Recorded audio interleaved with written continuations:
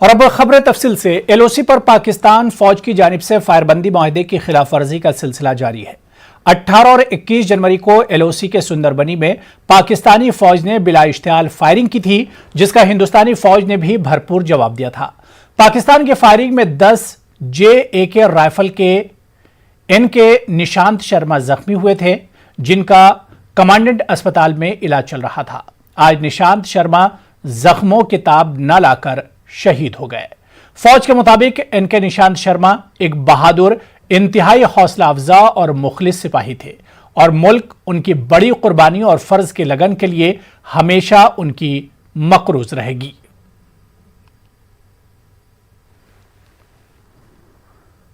तो वहीं पाकिस्तानी फौज की जानिब से आज फिर पुंछ के केरन सेक्टर में भी फायरबंदी माहदे की खिलाफ वर्जी की गई। पाकिस्तानी फौज ने फौज की चौकियों और रिहायशी इलाकों को निशाना बनाकर गोलाबारी की।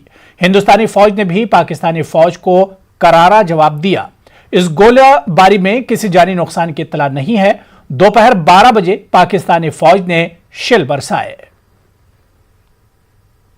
जब तक फायरिंग रुकेगी तब हम नीचे जाएंगे या ऊपर जाएंगे, ये तो कंफर्म है। आप यहाँ के रहने वाले, आपको भी पता ही है। और जैसे आप आके देख सकते हैं कि आगे कुछ बैंकर बनाए हुए हैं, वो भी पूरे रिपेयर नहीं किए हुए हैं। कोई उनको मतलब किसी का छत रहा है, किसी का मतलब दरवाजा नहीं लगा है, किसी के बीच में पानी पड़ा हुआ है। आप जाके खुद देख सकते हो सर। जम्मू श्रीनगर कौमी शाहराह के बंद होने की वजह से शनिचर की सुबह से बानिहाल के रेलवे स्टेशन इलाके में दरमांदा एक टाटा मोबाइल गाड़ी में सवार कुपवाड़ा के 2 अफराद की मौत वाक़ई हुई। अगरचे मौत की असल वजह अभी तक मालूम नहीं हो सकी है, ताहम गालिब इम्कान है कि इन दोनों की मौत शदीद सर्दी या दम घुटने से हुई है, क्योंकि गाड़ी में कंबल, कोयला और कांगड़ी भी पाई गई है। पुलिस का कहना है कि इतवार की सुबह टाटा मोबाइल में दोनों अफराद को बेहोशी की हालत में पाया गया और इन्हें फौरी तौर पर इमरजेंसी अस्पताल बानिहाल मुंतकिल किया गया, जहां पहुंचने पर डॉक्टरों ने इन्हें मुर्दा करार दिया।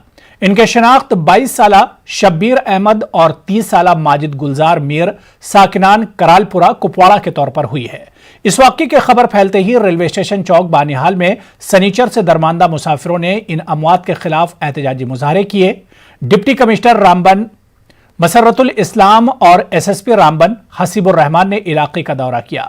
इस मौके पर DC रामबन मसर्रत ने कहा कि गुज़िश्ता रात बानिहाल में 700 दरमांदा मुसाफिरों के लिए खाने पीने और राहत मराकिज में रहने का इंतजाम किया गया था, लेकिन बेशतर मुसाफिर रात का खाना खाने के बाद वापस अपनी गाड़ियों में चले गए। उन्होंने कहा कि पोस्टमार्टम के बाद ही मौत की असल वजूहात का पता लग सकेगा। एक यहाँ पर हुआ जिसकी वजह से हम बोथ मी एंड SSP साहब हैड टू रश हियर। हम यहाँ पर आ गए। एक गाड़ी में 2 डेथ्स हो गई। अभी पोस्टमार्टम उनका हुआ है, लेकिन हमने फिजिकल जो स्पॉट वेरिफिकेशन भी की है, वहाँ पर हमने देखा है कि वो कांगड़ी वगैरह लग तो यही रहा है कि सफोकेशन की वजह से इनकी डेथ हो गई है। कल जब बानिहाल JT रोड जो है वो स्लिपरी कंडीशंस की वजह से, स्नोफॉल की वजह से बंद हुआ, तो यहाँ पर काफ़ी गाड़ियाँ स्टैंड हो गई, LMVs और ट्रक्स वगैरह। तो हमने इमीडिएटली अपनी जो सब डिविजनल यहाँ पर जो एडमिनिस्ट्रेशन है उसको एक्टिवेट किया। ऑलरेडी एक्टिवेटेड ही रहती है, और अपने जो शेल्टर शेड्स थे उनको हमने एक्टिवेट किया, खाने का इंतज़ाम किया, और तकरीबन आर्मी और कंस्ट्रक्शन कंपनीज और आपके लोकल जो जितने भी आते हैं उनकी सपोर्ट की वजह से 700 से 1000 लोगों को खाना भी खिलाया। और मुझे इतनी खुशी है कि आपके नौगाम से लेकर बानिहाल और जो साइडवेज के हमारे नेशनल हाईवे पे लोगों ने घरों में उनको एकोमोडेट किया लोगों को। जम्मू श्रीनगर कौमी शाहराह को आज बाद दोपहर दरमांदा मुसाफिर और माल बरदार गाड़ियों के लिए खोल दिया गया। जवाहर टनल के दोनों अतराफ हुई बर्फबारी और रामबन बानिहाल सेक्टर में बारिश के बाद, ताहम आज मौसम में आई बेहतरी के बाद तामीराती कंपनी की जानिब से बहाली का काम शुरू किया गया, जिसके बाद बानिहाल और रामबन के दरमियान फंसी दरमांदा गाड़ियों को वादी की जानिब रवाना किया गया। मौसम में बेहतरी रहने की बिना पर कल यानी 25 जनवरी को कौमी शाहराह पर रामबन, बानिहाल और उधमपुर के दरमियान दरमांदा गाड़ियों को वादी की जानिब चलने की इजाजत होगी। उधर कल सुबह से बर्फबारी की वजह से बंद जम्मू श्रीनगर कौमी शाहराह पर दरमांदा गाड़ियों की आमदोरफ्त आज दोपहर से दोबारा बहाल की गई और नाशरी टनल और जवाहर टनल के दरमियान दरमांदा ट्रैफिक को वादी कश्मीर की तरफ बहाल किया गया। शाहराह के बंद होने की वजह से कई हजार माल और मुसाफिर गाड़ियां कल से शाहराह के मुख्तलिफ मकामात पर दरमांदा होकर रह गई थीं। कंपनीज को कर रही है, उनके अपने भी इश्यूज होते हैं, ठीक है ना, क्योंकि ये टनल जो है ना जनरल ट्रैफिक के लिए तभी खुलती है जब कमीशन होती है। तो उनके साथ भी हम इन टच है, उनसे भी हम थोड़ी देर के बाद मिलेंगे, तो उसको भी एक्सपेडाइट करेंगे ताकि ये जल्दी से जल्दी कमीशन हो जाए और अल्टीमेटली ये फ़ायदा फिर जो है हम ही लोगों को है, public from this side, public from that side, और एक बहुत बड़ा बॉटल नेक रिमूव हो जाएगा। कम से कम 22 किलोमीटर का जो स्ट्रेच आपका है वो कम हो जाएगा और ट्रैफिक थ्रू हो जाएगा उसमें। बीजेपी जम्मू कश्मीर यूटी के सदर रविंदर रैना ने एक बार फिर पीडीपी सदर महबूबा मुफ्ती को निशाना बनाया है। राजौरी के नौशेरा में एक बड़ी रैली से खिताब करते हुए रैना ने मुफ्ती को मुतनब्बे किया कि अगर वो पाकिस्तान के हक में बयान देती हैं तो उन्हें जेल की सलाखों के पीछे डाल दिया जाएगा। रैना ने नौशेरा में रुकने पार्लियामेंट जुगल किशोर के हमरा अवामी रैली से खिताब किया। मटन अनंतनाग में मुकीम पीएम पैकेज के तहत कश्मीरी पंडित मुलाजमीन ने वैसो काजीगुंड के 9 तामीरशुदा क्वार्टर्स पर कुछ लोगों की जानिब से मुबैना कब्जा करने को बिला जवाज ठहराया है।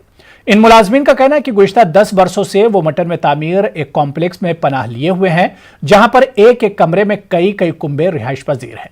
उन्होंने दावा किया कि इन्हें मुनासिब रिहायशी सहूलियात फराहम करने के लिए इनको वैसू में क्वार्टर अलॉट किए गए थे, लेकिन कुछ अफराद ने इन क्वार्टरों पर कब्जा करके इनकी मुश्किलात में मजीद इजाफा किया है।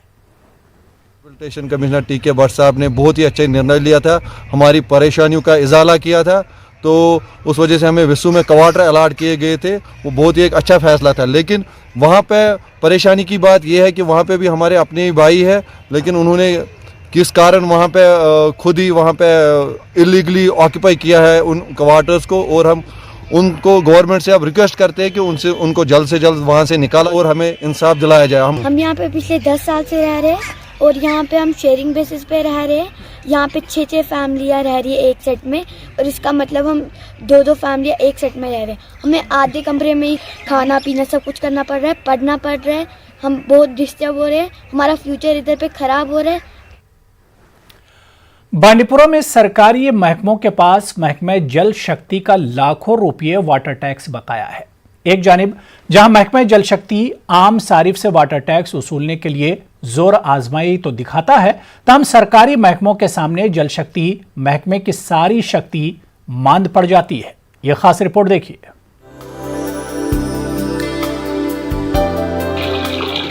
न्यूज 18 उर्दू की जानिब से महकमे जल शक्ति से वाटर टैक्स के बारे में आरटीआई के तहत हासिल की गई जानकारी के मुताबिक सरकारी महकमे लाखों रुपये वाटर टैक्स बकाया है। वाटर टैक्स अदा न करने के मामले में म्युनिसिपल काउंसिल बांडीपुरा सरे फहरिस्त है और काउंसिल मजमूई तौर पर तकरीबन 20 लाख रुपये वाटर टैक्स वाजिबुल अदा है। महकमे जल शक्ति के मुताबिक 4 या 5 सरकारी महकमे बाकायदगी के साथ वाटर टैक्स अदा करते हैं, जबकि दर्जनों सरकारी महकमों ने बरसों से महकमे जल शक्ति का वाटर टैक्स बकाया रखा है। आम लोगों के साथ साथ सामाजिक कारकुन इस रविश के खिलाफ सख्त बरहमी का इजहार कर रहे हैं कि अगर सरकारी महकमों के पास ये फी बकाया है, वो फी अदा नहीं कर पा रहे हैं, ये वाटर टैक्स अदा नहीं कर पा रहे हैं, तो सरकार को उनके खिलाफ उन्हीं कवानीन के मुताबिक कार्रवाई करनी चाहिए जिन कवानीन के मुताबिक वो आम सारिफिन के साथ पेश आते हैं। जो कंडीशंस आम सार्फिन को गवर्न करती हैं वही कंडीशंस गवर्न करनी चाहिए सरकारी महकमों को, और सरकारी महकमों के पास जो जल शक्ति डिपार्टमेंट का पैसा है, फी है या वाटर टैक्स है, उन्हें वो फौरन अदा करना चाहिए। आरटीआई के तहत हासिल जानकारी के मुताबिक दर्जनों सरकारी स्कूल भी वाटर टैक्स अदा नहीं कर रहे हैं, जबकि महकमा तालीम का कहना है कि यूटी बनने और मुफ्त और लाजमी तालीम फराहम करने के एक्ट के इतलाक के बाद सरकारी स्कूलों के पास कोई ऐसा पैसा नहीं है कि वो वाटर टैक्स अदा कर सकें, जबकि इससे पहले बकाया रखे गए वाटर टैक्स के हवाले से स्कूलों से जानकारी हासिल की जाएगी। यहाँ स्टेट कन्वर्ट हो गई यूटी में, और फिर फ्री एंड कंपलसरी एजुकेशन जो है वो यहाँ बिल्कुल लागू है इस वक्त, और बिल्कुल हिदायत ये हैं कि बच्चों से 8वीं तक हम बिल्कुल कोई फ़ी उनसे वसूल ना करें।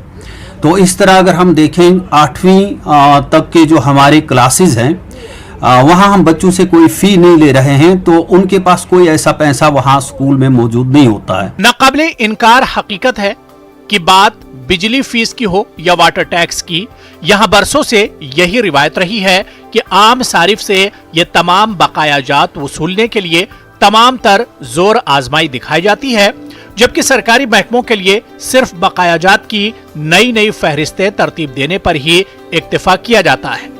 न्यूज़ 18 उर्दू के लिए बांडीपुरा से सईद की रिपोर्ट। चलिए यहां पर लेंगे छोटा सा ब्रेक, फौरन हाजिर होते हैं।